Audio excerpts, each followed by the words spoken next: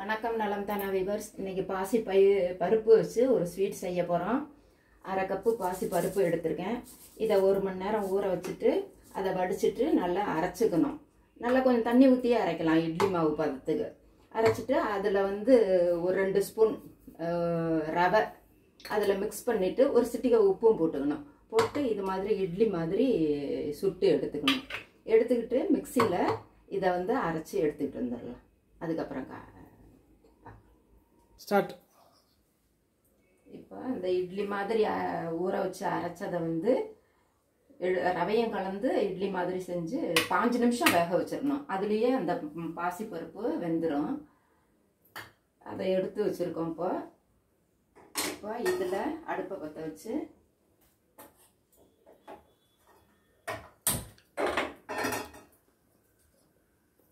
நெய் ஊற்றிக்கலாம்.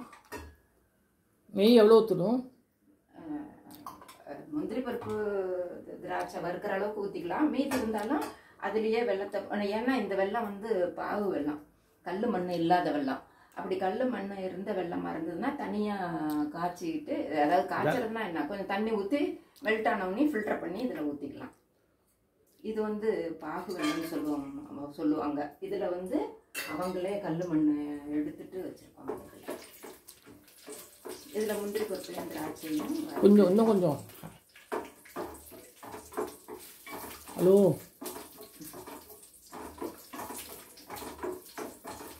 சொல்லுங்க. முந்திரி பருப்பும் திராட்சையும் வறுத்து எடுத்து இதில் வச்சுக்கலாம். இந்த ஸ்வீட்டு கொஞ்சம் வித்தியாசமானது. அதை வறுத்துட்டு பொடி பண்ணி செய்யணும்னா நிறைய நம்ம நெய் ஊற்றுவோம். இது மாதிரி செய்யலை, கொஞ்சமாக நெய் ஊற்றி சாப்பிட்டோம்னாவே நல்லாயிருக்கும், ரொம்ப டேஸ்ட்டாக இருக்கும். பாசி பருப்புலேயே இது வேக வச்சு செய்யறது. அதனால் இது முந்திரி பருப்பும் திராட்சையும் வறுபட்டுருச்சு. இப்போ எடுத்து வச்சாச்சு. இப்போ இதில் வெல்லம் அரை கப்பு தான் இதையும் எடுத்துருக்கேன். இப்போ கொஞ்சம் கூட வெண்மா போட்டுக்கலாம். இது 1/4 கப்பு தண்ணி, 1/4 கப்பும் கொஞ்சம், இது அரை கப்பு தண்ணி. அதை போட்டோம்னா அப்புறம் மெல்ட் ஆகும். இது வெந்ததுனால சீக்கிரமே எடுத்துடலாம். இதை ரொம்ப நேரம் மட்டும் அடுப்பில் வச்சுருக்கணும்னு அவசியம் இல்லை. வெல்லம் போட்டு தண்ணி ஊற்றி கரைய வச்சாச்சு. நல்லா பாயில் ஆயிடுச்சு பாருங்க. இப்போ இதில் ஏலக்காய் தூள் இதுலேயே போட்டுக்கிட்டோம்னா எல்லா பக்கமும் மிக்ஸ் ஆகிடும். வாசமும் கூட இருந்துக்கிட்டே இருக்கும். ஒரு 3 ஏலக்காய் அளவுக்கு நான் நசுக்கி சர்க்கரையும் கலந்து நசுக்கி பொடி பண்ணி போட்டிருக்கோம். இப்போ இதில் இந்த அரைச்சி வச்ச பாசி பருப்பு ரவை கலந்ததை இதில் போட்டுக்கலாம்.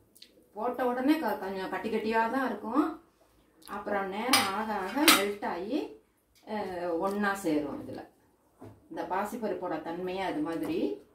அதனால் சிம்மில் வச்சு அது சூடு வரையிலும் கிண்டி விட்டுக்கிட்டு இருக்கணும்.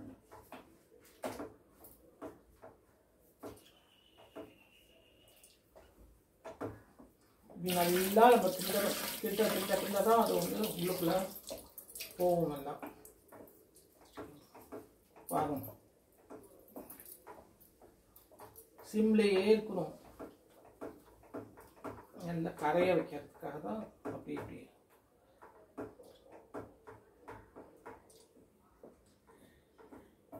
சூடு ஏற அது அப்படியே இலக்கம் கொடுத்துரும். ஏன்னா மிக்சியில் அரைக்கிறப்ப ஆறணுன்னே தான் அரைக்கணுங்கிறதுக்காக ஆற வச்சிடலாம். அப்போ கெட்டியாயிடுது. ஆமாம், கெட்டியாயிடும். அது பாசிப்பருப்போட தன்மையே இது மாதிரி கொஞ்சம் கெட்டிமாக இருக்கும். நேரம் ஆக ஆக அது சூடு ஏற ஏற இலக்கம் கொடுத்துரும். நல்லா சூடு ஏறினோடனே கொஞ்சம் இலக்கம் கொடுத்துருச்சு. அதனால் இந்த ஸ்மாஷர் வச்சு நல்லா ஸ்மாஷ் ஆகவும் சீக்கிரமாக அந்த கட்டியெல்லாம் போயிடுச்சு. இப்போ இதில் நெய் ஊற்றிக்கலாம். இன்னும் 1 நிமிஷம் ஆனோடனே இறக்கிட வேண்டியதுதான். இப்போ நெய் ஊற்றுறீங்க. முதல்ல 2 நல்ல டேபிள் ஸ்பூன் அளவு ஊற்றியாச்சு.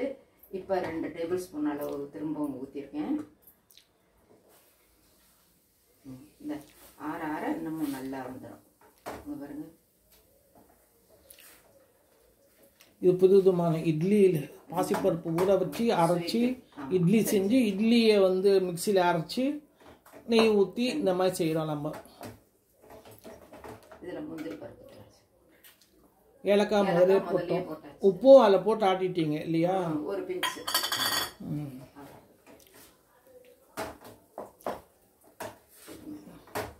நம்ம ஸ்மாஷர் வச்சு செய்கிறப்போ நமக்கு ஈஸியாக இருக்கும். செஞ்சு முடிச்சாச்சு. இது அப்படியே குழிக்கரண்டியில் எடுத்து நெய் தடவி நெய் இதுலேயே ஊற்றிருக்கோம். எடுத்து அப்படியே இப்போ பவுலில் வச்சு பிள்ளைங்களுக்கு ஸ்பூன் போட்டு கொடுத்தோம்னா அழகாக சாப்பிட்டுக்குவாங்க. பாசிப்பருப்பு ஸ்வீட்டு நீங்களும் செஞ்சு பாருங்கள். நலம் தானா சேனலுக்கு சப்ஸ்கிரைப் பண்ணுங்கள், பெல் பட்டனை ப்ரெஸ் பண்ணுங்கள். வேறு ஒரு வீடியோவில் பார்க்கலாம். தேங்க்யூ.